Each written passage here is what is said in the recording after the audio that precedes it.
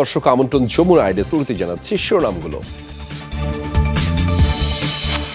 চাকমা শিক্ষার্থীকে চীনা আখ্যা দিয়ে হত্যার ঘটনায় উত্তেজনা ভারতে। উত্তর পূর্বাঞ্চলে আলাদা দেশের দাবি তিপ্রা ইন্ডিজেনাস স্টুডেন্টস ফেডারেশনের। 20 দফা শান্তি পরিকল্পনা নিয়ে যুক্তরাষ্ট্রে ইউক্রেনের প্রেসিডেন্ট ট্রাম্প জেলেনস্কি বৈঠকের আগ মুহূর্তে বড় হামলা রাশিয়ার, বেশ কিছু এলাকা দখলের ঘোষণা। তুষার ঝড়ে যুক্তরাষ্ট্রের একাধিক অঙ্গরাজ্যে যোগাযোগ ব্যবস্থার বিপর্যয়, বাতিল হাজার হাজার ফ্লাইট, রেল লাইনের তার ছিঁড়ে ব্যাহত ট্রেন চলাচল।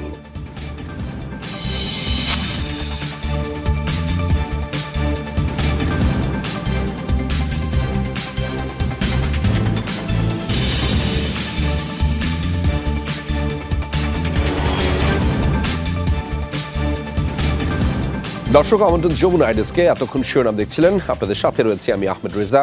এবার জানাচ্ছি বিস্তারিত। উত্তরাখণ্ডে চীনের নাগরিক আখ্যা দিয়ে এক চাকমা শিক্ষার্থীর মৃত্যুর ঘটনায় উত্তেজনা ছড়িয়েছে উত্তর পূর্ব ভারতে। ওই অঞ্চলের নাগরিকদের সাথে অবিচারের অভিযোগ তুলেছে ত্রিপুরার নৃগোষ্ঠী শিক্ষার্থীদের সংগঠন তিপ্রা ইন্ডিজেনাস স্টুডেন্টস ফেডারেশন। দাবি আলাদা দেশের। এমনকি অ্যাঞ্জেল চাকমা নামের ওই যুবকের হত্যার বিচারের দাবিতে আন্দোলনের ডাকও দিয়েছে সংগঠনটি। বর্ণবাদী এই ঘটনার প্রতিবাদে ভারত জুড়েই সোচ্চার হচ্ছেন অনেকেই। 24 বছরের চাকমা শিক্ষার্থী অ্যাঞ্জেল ভাইয়ের সাথে বাজারে গিয়ে নির্মম বর্বরতার শিকার হয়েছেন। একদল মদ্যপ যুবকের বর্ণবাদী মন্তব্যের প্রতিবাদ জানান তিনি। ফলাফল 15 দিন লড়েন মৃত্যুর সাথে পাঞ্জা।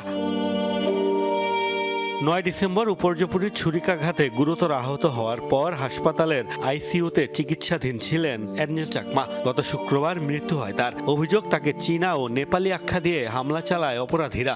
এ ঘটনায় এখন পর্যন্ত 5 জন গ্রেফতার হয়েছে। ये 9 तारीख के शाम की घटना थी। 9 ডিসেম্বরের ঘটনা। দুই ভাই প্রয়োজনীয় কাজে বাইরে গেলে স্থানীয় কিছু যুবক তাদের সাথে তর্কে জড়ায়। মারামারি লাগলে তাদের উপর ছুরি ও রড দিয়ে হামলা চালায় স্থানীয়রা। এ ঘটনায় হত্যা মামলা হয়েছে। সিসিটিভি ফুটেজ পর্যালোচনা করে 5 জনকে গ্রেফতার করা হয়েছে। जिसमें कि बताया गया कि 1-2 चाकू से वार किए गए। ত্রিপুরার নাগরিক ও বিএসএফ সদস্যের সন্তান অ্যাঞ্জেল চাকমার মৃত্যুতে ক্ষোভ ছড়িয়েছে উত্তর পূর্ব ভারতে। অঞ্চলটিকে আলাদা দেশ হিসেবে গড়ে তোলার দাবি তুলেছে তিপ্রা ইন্ডিজেনাস স্টুডেন্টস ফেডারেশন। এই হত্যাকাণ্ডের বিচারের দাবিতে আন্দোলনে নামার ঘোষণাও দিয়েছে ছাত্র সংগঠনটি। যা ঘটেছে তা নতুন নয়। এটা শুধু অ্যাঞ্জেলের মৃত্যু নয়, উত্তর পূর্ব ভারতের সবার মৃত্যু। কেন্দ্রীয় সরকারকে বলতে চাই, আপনারা যদি আমাদের শ্রদ্ধা, মর্যাদা এবং ভালোবাসা দিতে না পারেন, তাহলে আলাদা দেশ দিন। জাতিগত সহিংসতার এই ঘটনায় ভারত জুড়েই ক্ষোভ ছড়িয়েছে। টুইট বার্তায় ঘটনাকে মর্মান্তিক আখ্যা দিয়েছেন ত্রিপুরার মুখ্যমন্ত্রী মানিক সাহা। জানান, দোষীদের বিচারের নিশ্চয়তা দিয়েছেন উত্তরাখণ্ডের মুখ্যমন্ত্রী। মোস্তফা মাহমুদ, যমুনা নিউজ। নতুন বছর উদযাপনকে কেন্দ্র করে আইন শৃঙ্খলা পরিস্থিতি নিয়ে উদ্বেগ রয়েছে ভারতে। রাজধানী দিল্লি সহ বিভিন্ন স্থানে জোরদার করা হয়েছে নিরাপত্তা ব্যবস্থা। এরই মধ্যে দিল্লিতে অপারেশন আঘাত 3 নামের বিশেষ অভিযান পরিচালনা করেছে পুলিশ। 24 ঘন্টায় প্রায় 3000 মানুষকে জিজ্ঞাসাবাদ আর 6 শতাধিক সন্দেহভাজনকে আটক করা হয়েছে। জব্দ করা হয়েছে দেশি পিস্তল, ছুরি, অবৈধ মদ আর চুরি যাওয়া অর্থসহ বিভিন্ন সামগ্রী। অনেকের নামেই মামলা করেছে পুলিশ। গেল মাসে ভয়াবহ সন্ত্রাসী হামলায় কেঁপে ওঠে ভারতের রাজধানী দিল্লির লালকেল্লা এলাকা। এ ঘটনায় বেশ কয়েকজন হতাহত হয়। রাজধানীর গণ্ডি পেরিয়ে আতঙ্ক ছড়ায় গোটা ভারত জুড়ে। ভয়াবহ সেই হামলার পর প্রশ্নের মুখে পড়ে দেশটির নিরাপত্তা ব্যবস্থা। তাই এবার নিউ ইয়ার উদযাপনের আগে নিরাপত্তা জোরদারের ব্যবস্থা নেয় প্রশাসন। দিল্লির অপরাধপ্রবণ এলাকাগুলোয় আঘাত 3 নামের বিশেষ অভিযান শুরু করে দিল্লি পুলিশ। প্রায় 1003 মানুষকে জিজ্ঞাসাবাদ করা হয়। অভিযান শুরুর 24 ঘন্টার মধ্যে আটক করা হয় কয়েকশো সন্দেহভাজনকে। পুলিশ জানায়, বিভিন্ন স্থানে অভিযানে 24টি দেশীয় পিস্তল ও 44টি ছুরি জব্দ করেছে তারা। পাশাপাশি প্রায় 30,000 বোতল অবৈধ মদ আর 10 কেজি গাঁজা উদ্ধার করেছে পুলিশ। এছাড়া নগদ অর্থসহ চুরি যাওয়া বিভিন্ন মূল্যবান সামগ্রী জব্দ করা হয়। সন্দেহের জেরে প্রায় 250টি মোটরসাইকেল আর একটি প্রাইভেট কারও নেওয়া হয় হেফাজতে। আমি অত্যন্ত আনন্দের সাথে বলছি, সাউদার্ন রেঞ্জের দক্ষিণ ও দক্ষিণ পূর্ব জেলাগুলোতে সংগঠিত অপরাধ দমনে অপারেশন আঘাত পরিচালনা করা হয়েছে। অভিযানের সময় প্রায় 2850 জনকে আটক করে জিজ্ঞাসাবাদ করা হয় এবং প্রায় 600 জন অপরাধীকে আটক করা হয়েছে। আমাদের এই অভিযান অত্যন্ত সফল হয়েছে। তবে শুধু দিল্লিতেই নয়, নিরাপত্তা জোরদার করা হয়েছে উত্তরপ্রদেশের বারাণসী ঘাট আর মানালি সহ বিভিন্ন পর্যটন কেন্দ্রগুলোতে। সেসব স্থানে প্রতিনিয়ত টহল আর নজরদারিতে হিমশিম অবস্থা পুলিশ ও নিরাপত্তা বাহিনীর সদস্যদের। প্রাণপ্রতিম কুণ্ডু, যমুনা নিউজ। দখলকৃত পশ্চিম তীরের কাবাতিয়া শহরে ব্যাপক সামরিক অভিযান চালাচ্ছে ইসরায়েল। লকডাউন এবং কারফিউ জারির পাশাপাশি গণগ্রেফতারের শিকার নিরীহ ফিলিস্তিনিরা। মূলত প্রতিরক্ষামন্ত্রী ইসরায়েলের কাজের নির্দেশে পরিচালিত হচ্ছে এই অভিযান, যার ধারাবাহিকতায় শহরে প্রবেশ ও বের হওয়ার সবগুলো পথ সিলগালা করা হয়েছে।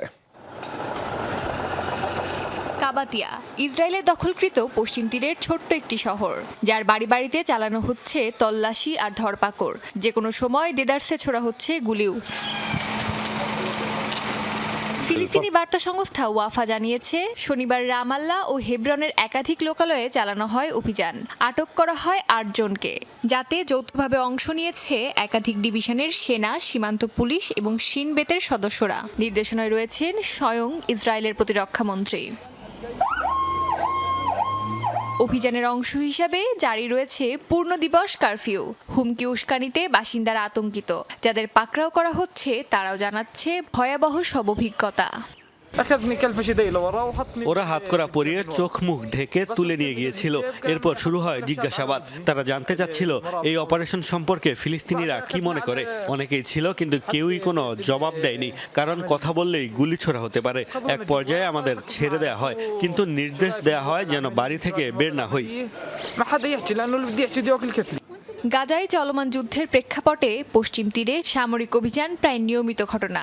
তবে এবারের অপারেশন আগের তুলনায় অন্যরকম, বলছেন পশ্চিম তীরের বাসিন্দারা। আগের আক্রমণের সাথে এটির পার্থক্য হলো অনেক বেশি কঠোর। কারফিউ জারি করা হয়েছে, সিলগালা ছোট বড় সড়ক, চেকপোস্টেও বেশ কড়াকড়ি। মানুষ ঘন্টার পর ঘন্টা আটকা পড়ে আছে। পরিবারের অসুস্থ ব্যক্তিকে হাসপাতালে নিয়ে যেতে চাই, কিন্তু পারছি না। 2023 সালের অক্টোবর থেকে এখন পর্যন্ত 21,000-এর মতো ফিলিস্তিনি ধরপাকড়ের শিকার। শুধু চলতি মাসেই 9,300 মানুষকে বন্দী করেছে ইসরায়েলের কারাগারে, যাদের বেশিরভাগের বিরুদ্ধেই নেই ন্যূনতম অভিযোগ। অস্মিতা বিশ্বাস, যমুনা নিউজ। চলমান গৃহযুদ্ধের মধ্যেই দীর্ঘ 5 বছর পর আবার অনুষ্ঠিত হচ্ছে মিয়ানমারের জাতীয় নির্বাচন। চলছে প্রথম ধাপের ভোট গ্রহণ। 3 ধাপে মোট 265টি টাউনশিপ বা অঞ্চলে হবে নির্বাচন। স্থানীয় সময় সকাল 6টায় শুরু হয় প্রথম ধাপের ভোটাভুটি, চলবে সূর্যাস্ত পর্যন্ত। কেন্দ্রগুলোয় প্রথমবারের মতো ইলেকট্রনিক ভোটিং মেশিন স্থাপন করা হয়েছে। এখন পর্যন্ত ভোটার উপস্থিতি খুব বেশি নয়। বিদ্রোহী গোষ্ঠীগুলোর নিয়ন্ত্রণে থাকা অঞ্চলগুলোয় হবে না ভোটাভুটি। জান্তার অধীনে এবার নির্বাচন নিয়ে আগেই অসন্তোষ জানিয়েছে জাতিসংঘ ও পশ্চিমারা। পর্যবেক্ষক পাঠিয়েছে চীন, রাশিয়া, ভারত ও ভিয়েতনাম। নির্বাচন নিয়ে আন্তর্জাতিক সমালোচনাকে উড়িয়ে দিয়েছে ক্ষমতাসীন সামরিক প্রশাসন। জান্তার দাবি, জনসমর্থন নিয়েই অনুষ্ঠিত হচ্ছে সুষ্ঠু নির্বাচন।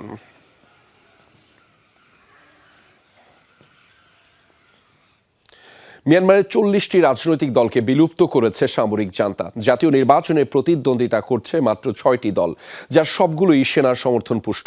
তাই এই নির্বাচনকে প্রহসন আখ্যা দিচ্ছেন অনেকেই।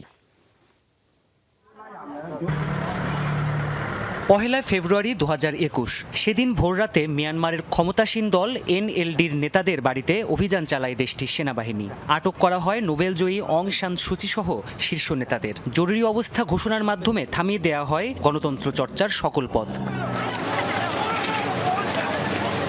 পরবর্তী কয়েক মাস একের পর এক রক্তক্ষয়ী সংঘর্ষে জড়ায় সেনাবাহিনী ও দেশটির জনগণ। হত্যা করা হয় বহু রাজনৈতিক বন্দীদের।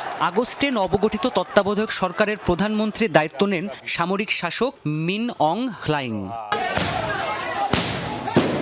সেনাবাহিনী ক্ষমতা দখলের পর আরও অস্থিতিশীল হয়ে ওঠে প্রতিবেশী দেশটির অভ্যন্তরীণ পরিস্থিতি। রোহিঙ্গাদের উপর নিপীড়ন বৃদ্ধি পায়, মাথাচাড়া দিয়ে ওঠে ব্রাদারহুড অ্যালায়েন্স আর আরাকান আর্মির মতো সশস্ত্র গোষ্ঠী। সহিংসতায় প্রাণ হারায় হাজার হাজার মানুষ, নিজ দেশেই বাস্তুচ্যুত হয় ৩৫ লাখ বাসিন্দা। এমন নাজুক পরিস্থিতিতে সেনাবাহিনীর তত্ত্বাবধানে সাধারণ নির্বাচন অনুষ্ঠিত হচ্ছে মিয়ানমারে। জান্তা প্রশাসনের ঘোষণা, মোট ৩ ধাপে চলবে ভোটগ্রহণ। এরই মধ্যে ২৬৫টি টাউনশিপ বা অঞ্চলে প্রথম ধাপের ভোটগ্রহণ শুরু হয়েছে। এরপর ১১ই জানুয়ারি ১০০টি এবং ২৫ জানুয়ারি ৬৩টি অঞ্চলে ভোটগ্রহণ হবে। তবে বেশ কিছু টাউনশিপে নির্বাচন আয়োজনই করা হবে না। ভোট গণনা আর ফলাফল প্রকাশ কবে হবে তাও চূড়ান্ত করেনি দেশটির সরকার। এদিকে দীর্ঘ সেনা শাসনের আড়ালে অনেক রাজনৈতিক দলকেই বিলুপ্ত করেছে জান্তা সরকার। লড়ছে না অং সান সুচির এনএলডি পার্টিও। এ পরিস্থিতিতে জাতীয় পর্যায়ে প্রতিদ্বন্দ্বিতা করছে ৬টি দলের মাত্র ৫,০০০ প্রার্থী। সর্বসাকুল্যে ৫০টি দল লড়ছে আঞ্চলিক পর্যায়ে। বিশেষজ্ঞরা বলছেন, মিয়ানমার সেনাবাহিনীর মদত পেয়েই নির্বাচনে নেমেছে এসব দল। তাছাড়া জান্তা সরকারের সংশোধিত আইন অনুযায়ী পার্লামেন্টে ২৫% আসন সংরক্ষিত রাখা হয়েছে সেনাবাহিনীর জন্য। ফলে এটিকে ব্যাখ্যা করা হচ্ছে পাতানো নির্বাচন হিসেবেই। Pranpratim Kundu, Jamuna news. Trump Zelensky বৈঠকের ঠিক আগ মুহূর্তে ইউক্রেনে বড় ধরনের হামলা চালালো রাশিয়া। ফ্রন্টলাইন ছাড়াও কিয়েভের বেসামরিক অঞ্চলে হামলা হয়। কুপিয়ানস্ক সহ বেশ কিছু এলাকা দখলের ঘোষণাও দিয়েছে ক্রেমলিন। এদিকে যুদ্ধবন্ধে ২০ দফা শান্তি পরিকল্পনা চূড়ান্ত করতে যুক্তরাষ্ট্রে পৌঁছেছেন ইউক্রেনের প্রেসিডেন্ট ভলোদিমির জেলেনস্কি। এই পরিস্থিতিতে একে অপরের বিরুদ্ধে শান্তি আলোচনাকে বাধাগ্রস্ত করার অভিযোগ তুলেছে মস্কো এবং কিয়েভ। অবিরত চলছে ড্রোন আর মিসাইল বর্ষণ, থেমে নেই রুশ পদাতিক বাহিনীও। কামান থেকে ছুটছে একের পর এক গোলা। তাদের যুদ্ধ কৌশলে কুপিয়ানস্কের সবশেষ অঞ্চলটিও দখলের দাবি করেছে মস্কো। শুধু ফ্রন্টলাইনেই নয়, হামলা চলছে বেসামরিক অঞ্চলেও। শনিবার ভোররাত থেকে ইউক্রেনের রাজধানীতে প্রায় ৫০০ মিসাইল আর ৪০টি ড্রোন ছুড়েছে মস্কো। এতে ক্ষতিগ্রস্ত হয় কিয়েভের গুরুত্বপূর্ণ জ্বালানি অবকাঠামো। বিস্ফোরণের পর আগুন ধরে যায় বেশ কিছু আবাসিক ভবনে। হতাহতের ঘটনাও হয়। প্রাণ বাঁচাতে মেট্রো স্টেশনে আশ্রয় নিতে বাধ্য হয় বহু মানুষ। এমন সময় ইউক্রেনে এই জোরালো হামলা হয়েছে যখন বাক্স পেট্রা নিয়ে যুক্তরাষ্ট্রের পথে ছিলেন ইউক্রেনের প্রেসিডেন্ট ভলোদিমির জেলেনস্কি। যুদ্ধ বন্ধে ২০ দফা প্রস্তাব নিয়ে আলোচনা হবে মার্কিন প্রেসিডেন্ট ডোনাল্ড ট্রাম্পের সাথে। তবে ট্রাম্পের সাথে আলোচনার ঠিক আগ মুহূর্তে এমন হামলায় রীতিমতো হতাশা ধরা পড়ল জেলেনস্কির কণ্ঠে। যুদ্ধ বন্ধে রাশিয়ার কোনো ইচ্ছে নেই বলে অভিযোগ তার। যুদ্ধ শেষ করার কোনো ইচ্ছাই নেই রাশিয়ার। এ ধরনের হামলা করে উত্তেজনা আরো উস্কে দেওয়ার বার্তা দিচ্ছে মস্কো। কেবল আমাদের জ্বালানি খাতই টার্গেট করছে না, বরং আরো অরাজক পরিস্থিতির মধ্যে ঠেলে দেওয়ার চেষ্টা চালিয়ে যাচ্ছে। জেলেনস্কির প্রতি পাল্টা অভিযোগের তীর ছুঁড়েছেন রুশ প্রেসিডেন্ট ভ্লাদিমির পুতিনও। শান্তি প্রতিষ্ঠায় পশ্চিমারা চেষ্টা চালালেও কিয়েভ কালক্ষেপণ করছে বলে অভিযোগ করেন তিনি। পশ্চিমের বুদ্ধিমান নেতারা যুদ্ধ বন্ধের গ্রহণযোগ্য শর্ত মেনে নেয়ার পরামর্শ দিচ্ছেন। ইউক্রেনের দীর্ঘমেয়াদী নিরাপত্তা আর রুশ ফেডারেশনের সাথে সুসম্পর্ক তৈরির মতো ভালো প্রস্তাব দিয়েছেন। তবে দুর্ভাগ্যজনকভাবে ইউক্রেনের নেতাদের এ বিষয়ে কোনো তাড়াহুড়ো নেই। কিয়েভ যদি শান্তিপূর্ণ সমাধানে রাজি না হয়, তবে সামরিক অভিযানের মাধ্যমে আমরা সব লক্ষ্যই পূর্ণ করব। হোয়াইট হাউস জানিয়েছে, রোববার ফ্লোরিডায় ট্রাম্পের বিলাসবহুল রিসোর্ট মারে লাগোতে হবে মার্কিন ও ইউক্রেনের প্রেসিডেন্টের বৈঠক। প্রাণপ্রতিম কুণ্ডু, যমুনা নিউজ। তুষার ঝড়ের কারণে যুক্তরাষ্ট্রের একাধিক অঙ্গরাজ্যের পরিবহন ব্যবস্থায় তৈরি হয়েছে মারাত্মক বিপর্যয়। ক্রিসমাস ও নিউ ইয়ারের ছুটির মৌসুমে ওয়াশিংটন, নিউ ইয়র্ক, নিউ জার্সিতে বাতিল হয়েছে হাজার হাজার ফ্লাইট। রেল লাইনের তার ছিঁড়ে ব্যাহত ট্রেন চলাচল। 10 ইঞ্চি পর্যন্ত পুরো তুষারে ঢেকে গেছে রাস্তাঘাট। চরম বৈরী আবহাওয়ায় বাসিন্দাদের ঘর থেকে বের না হওয়ার নির্দেশনা দিয়েছে প্রশাসন। ক্রিসমাস নিউ ইয়ারের দীর্ঘ ছুটিতে অবকাশ যাপনের উদ্দেশ্যে ঘর ছেড়েছে লাখ লাখ মার্কিনী। কিন্তু তাদের পরিকল্পনায় বাদ সেধেছে টানা কয়েকদিন ধরে চলতে থাকা ভয়াবহ তুষারঝড়। গেল শুক্রবার শুরু হওয়া তুষারঝড়ের তীব্রতায় বিপর্যস্ত new York, New Jersey, Washington সহ বেশ কিছু রাজ্যের বাসিন্দারা। ঘন্টায় প্রায় 40 মাইল বেগে বইতে থাকা শৈত্যপ্রবাহে বিপর্যস্ত জনজীবন। বৈরী আবহাওয়ায় মারাত্মকভাবে ব্যাহত যান চলাচল। ঝড়ের প্রকোপে কয়েক জায়গার তার ছিঁড়ে গিয়ে বন্ধ হয়ে গেছে পাতাল রেল চলাচল। বাতিল হয়েছে হাজার হাজার ফ্লাইট। চরম ভোগান্তিতে পড়েছে যাত্রীরা। মানুষজন নিরুপায় হয়ে বসে আছে। ট্রেন কখন ছাড়বে কেউ বলতে পারে না। যে কোনো মুহূর্তে ঘোষণা আসতে পারে, এমনকি ছাড়ার ঠিক আগ মুহূর্তেও। এজন্য আরামদায়ক কোনো জায়গা খুঁজে বের করে শুয়ে বসে থাকা ছাড়া আর কিছুই করার নেই এখন। নিউ ইংল্যান্ডের কোন এক রেল স্টেশনে বিদ্যুতের লাইন ছিঁড়ে গেছে, সেজন্য আমাদের অপেক্ষা করতে হচ্ছে। উপরের তলায় বেশি ভিড় হওয়ায় এখানে বসে অপেক্ষা করছি। শনিবার ঝড়ের প্রভাব কিছুটা কমে এলেও ঝুঁকি এড়াতে জরুরি অবস্থা জারি রাখার সিদ্ধান্ত নিয়েছে কর্তৃপক্ষ। জরুরি প্রয়োজন ছাড়া ঘর থেকে বের না হওয়ার নির্দেশ দেওয়া হয়েছে। গেল 3 বছরের মধ্যে এবার সর্বোচ্চ তুষারপাত দেখছে যুক্তরাষ্ট্রের New York, New Jersey, Washington. Sabrina Nusrat, Jamuna news. ইতালির সবচেয়ে সক্রিয় আগ্নেয়গিরি মাউন্ট এটনা থেকে শুরু হয়েছে ভয়াবহ অগ্ন্যুৎপাত। শনিবার থেকে লাভা উদগীরণ শুরু হয়। আগ্নেয়গিরি থেকে জ্বালামুখ থেকে ক্রমাগত নির্গত হচ্ছে ছাই। সৃষ্ট হয়েছে বিশাল ধোঁয়ার কুণ্ডলী, যা ছড়িয়ে পড়েছে বিশাল এলাকায়। ঝুঁকি এড়াতে বিমান চলাচলের সর্বোচ্চ সতর্কতা জারি করেছে কর্তৃপক্ষ। সাবধান থাকতে বলা হয়েছে আশপাশের এলাকার বাসিন্দাদেরও। এখনও ক্ষয়ক্ষতির কোনো খবর পাওয়া যায়নি। সমুদ্রপৃষ্ঠ থেকে ৩,৩০০ মিটারের বেশি উঁচুতে মাউন্ট এটনার অবস্থান। প্রতি বছরই লাভা উদগীরণ হয়, তাই সারা বছরই পর্যবেক্ষণ করা হয় পরিস্থিতি।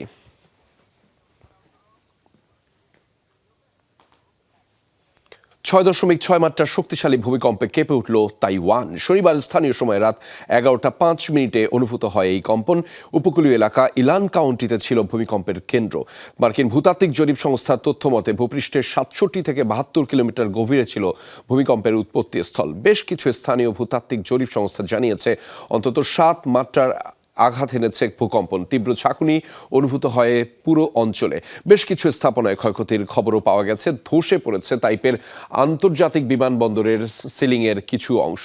দুর্যোগ পরিস্থিতিতে মধ্যরাত পর্যন্ত স্থগিত করা হয়েছে বেশ কিছু এলাকার রেল চলাচল। এখন পর্যন্ত হতাহতের কোনো খবর পাওয়া যায়নি।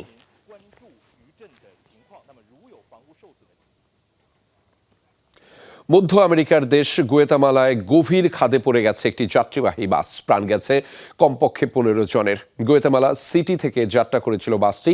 ইন্টার আমেরিকান হাইওয়ের দুর্গম পাহাড়ি এলাকায় দুর্ঘটনার কবলে পড়ে সেটি। হঠাৎ নিয়ন্ত্রণ হারিয়ে পড়ে যায় 330 ফুট গভীর খাদে। হতাহতদের উদ্ধারে বেশ কয়েক ঘন্টা ধরে অভিযান চালায় জরুরি বাহিনীর সদস্যরা। দুমড়ে মুচড়ে যাওয়া বাসটি সরিয়ে নিতে মহাসড়কে সাময়িকভাবে বন্ধ রাখা হয় যান চলাচল। ভয়াবহ এই দুর্ঘটনায় 3 দিনের রাষ্ট্রীয় শোক ঘোষণা করেছেন দেশটির প্রেসিডেন্ট। গুয়েতামালার চলতি বছর অক্টোবর পর্যন্ত কমপক্ষে 446টি সড়ক দুর্ঘটনা হয়েছে। প্রাণহানির শিকার হয়েছে অন্তত 111 জন।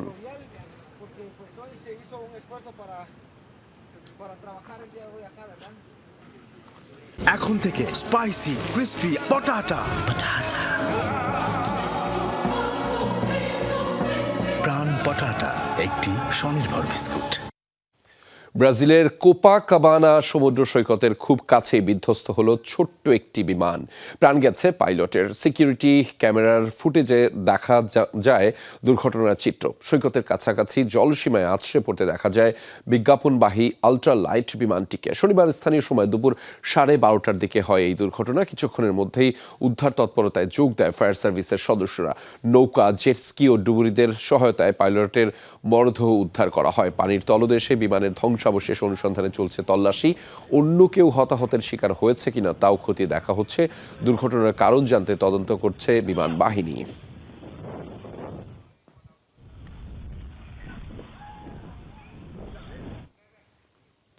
দর্শক, এই ছিল যমুনা আইডেস্কে। এতক্ষণ আমাদের সাথে থাকার জন্য আপনাদের সবাইকে ধন্যবাদ।